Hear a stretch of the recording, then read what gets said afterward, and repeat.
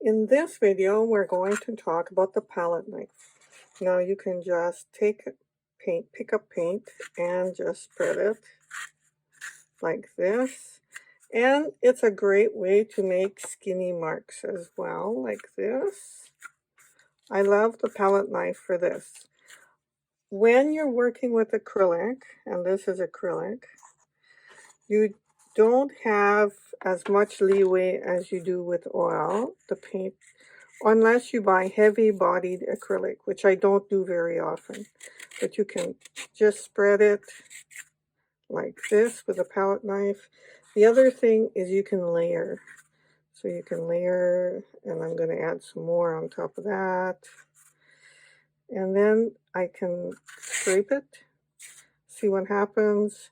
I can just lightly spread it, and you get a different look. So when you scrape it, you get this spread of color, but you also see the texture underneath. When you just smooth it out, it's almost like a poured painting. It's really neat. It's a really neat surface. And the two colors blend. You can use multiple colors.